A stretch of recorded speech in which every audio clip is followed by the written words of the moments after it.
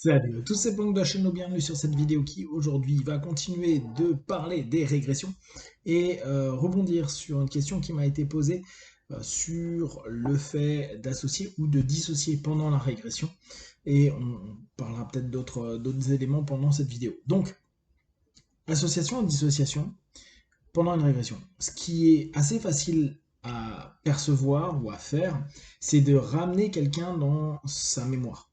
D'accord? Quand vous dites à quelqu'un quand est-ce que c'est la première fois que tu as fait du vélo, la personne va chercher à l'intérieur de lui et va sélectionner un certain nombre de souvenirs. Le travail en mémoire est intéressant pour nous, même si c'est pas euh, strictement une régression. C'est une remémorisation d'un élément et d'un événement vécu. Okay. Néanmoins, on peut se dire qu'il y a une récession. Récession, parfois que vous allez constater au travers des sémantiques utilisées, voire des comportements et des timbres de voix. On l'a assez souvent quand les personnes vont nous parler d'éléments d'un anniversaire, d'éléments émotionnellement forts, ou dans un premier temps, ils nous disent juste oui, je me souviens très bien le moment où ça m'est arrivé, tel truc. Il faisait tel jour, c'était tel jour, il faisait telle chaleur, il y avait tant de personnes, etc. Ok, cool. Donc, on a un cadre de mémoire. On a, au fur et à mesure de nos questions, des émotions qui remontent. D'ailleurs, c'est assez intéressant, vous allez voir que quand vous commencez à poser des questions sur les mémoires des gens, au fur et à mesure, ils s'associent à cette mémoire. Faites-le avec des gens qui vous racontent leurs vacances, et bloquer un moment sur leur timeline ou sur une photo et dire mais ouais, mais il s'est passé quoi, mais pourquoi t'as pris cette photo, qu'est-ce qui t'a fait kiffer, mais tu ressentais quoi, il faisait chaud, il faisait comment. Demandez des détails. Souvenez-vous, dans les régressions en hypnose, de façon générale, les premières questions c'est est-ce qu'il fait jour, est-ce qu'il fait nuit, est-ce que tu es à l'intérieur, à l'extérieur, est-ce qu'il y a du monde autour de toi.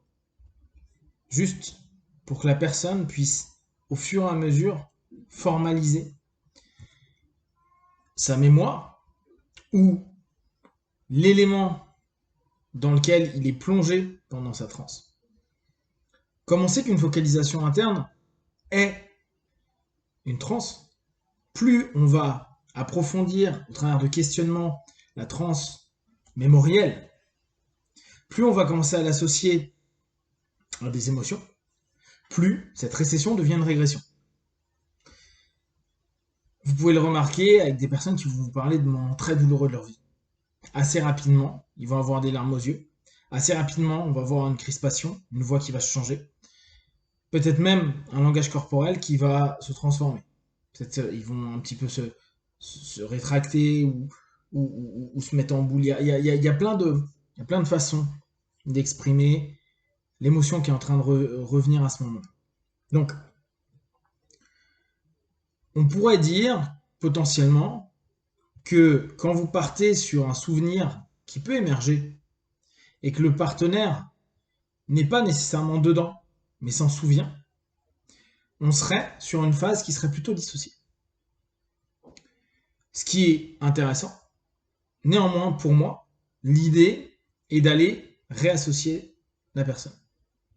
Alors attention, parce que à ce moment-là, beaucoup de personnes font des fuites, des évitements, vont vous dire non, mais c'est pas cette mémoire, mais non, mais c'est pas ça, je m'en souviendrai, mais non, il s'est rien passé de spécial, bla bla bla bla bla. N'hésitez pas à aller creuser. Même ces éléments et ces souvenirs anodins qui peuvent revenir parfois suite à votre amené dans la régression. Et au départ, comme je vous dis, c'est pas forcément une revivification, donc une régression vraiment euh, associée. C'est souvent un élément qui revient, voire une pensée qui à un moment a été prise par l'esprit. Et assez souvent, on va avoir des personnes qui disent je sais pas pourquoi je suis là, ça n'a pas forcément grand chose à voir. Si, ça a souvent énormément, voire complètement à voir. Oui, mais il n'y a pas de choses spécifiques, d'éléments et d'événements spécifiques. T'inquiète. Et la plupart du temps, c'est intéressant parce que Ça l'est pas parce que c'est une mémoire, qu'il y a une dissociation avec les émotions, les sensations et le perçu. Peut-être par protection, peut-être parce que tout simplement on est en évitement et que y a un truc en nous qui dit pas besoin d'aller plus loin, ok, bon, non, c'était un truc anodin, c'est pas ça le problème. Pour l'avoir souvent eu, cette espèce de notion où on ramène en régression un partenaire et on tombe sur un moment complètement anodin, voire parfois on arrive sur un moment très intense et je me dis tiens, on va voir s'il n'y a pas autre chose qui est associé et on retombe sur un moment qui est beaucoup moins intense. Et en creusant un petit peu, en cherchant à aller plus à la cause encore, peut-être l'événement sensitif initial, on tombe parfois sur un élément un peu anodin. Je suis dehors, je suis dans le jardin, la nuit commence à tomber, j'ai pas entendu que mes parents m'appelaient, ok. Je tente de rentrer, la porte est fermée. Ok, bon, ça arrive. Je tape à la porte et j'ai l'impression que personne m'entend. Et là, je commence à stresser. Rien de fou. Sauf que pour certaines personnes, ça ramène de l'abandon, du rejet, de la solitude, de l'incompréhension, etc., etc. Qui entraîne en réalité un vrai moment problématique, slash traumatique, pour des années, voire même pour le rapport à l'autre. Parce que des liens de cause à effet, mes parents m'ont jamais pris en compte, m'ont jamais écouté, c'était comme si je n'existais pas, et là il y a une confirmation. Donc, d'une mémoire qui n'est pas réellement ce qu'on pourrait attendre sur une régression, mais attention, si ça arrive, c'est pas grave. Vous pouvez faire une régression, la personne se souvient de quelque chose, et vous le décrivez un peu en dissocié. Et quand vous voulez l'associer, vous vous rendez compte qu'il y a vachement de résistance. Tentez un premier travail dessus, de recadrage. Alors, on m'a posé la question, comment tu recadres? Recadrer comme vous le faites pendant une conversation, avec des questionnements, orienté en fonction des réponses qu'il va vous proposer. Faites-le chercher pour qu'il aille trouver ce qui est utile. Après, bien sûr, on a les outils qu'on connaît très basiquement, avec des recherches de ressources, avec des submodalités.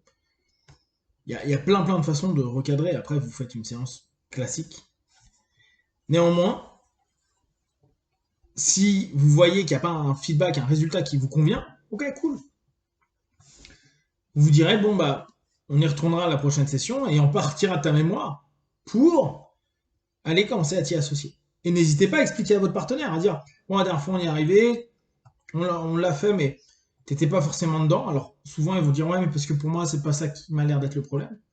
Et restez-vous tranquille à vous dire, oui, mais c'est là où le subconscient nous a emmenés, par rapport à tout ce qu'on vient de dire en amont, pendant le questionnement, l'anamnèse, etc., etc. C'est peut-être pas si anodin. Et c'est à vous de le faire associer. Et n'hésitez pas à lui expliquer, à dire, si, on va revenir, cette fois, je vais te demander de le vivre complètement. Vraiment que tu sois dedans, que tu ressentes, que tu perçoives, que tu me dises tout ce qui va se passer dans ta tête, même si tu trouves que c'est ridicule, etc. Faites-le s'associer. Et vous allez vous rendre compte que, si c'est le cas, si la première séance sur le sujet, sur un rapport mémoriel n'a pas suffi, et vous allez vous rendre compte que plus vous allez lui faire revivre, et plus il va y avoir des mots, des verbes, des éléments qui vont pas du tout être au même niveau que ce qui avait été précédemment proposé. Là, ça devient particulièrement intéressant. Par contre, vous avez de fortes chances d'avoir une catharsis, une abréaction, de très forte remontée émotionnelle. Mais là encore, vous êtes des pros, c'est pas un problème.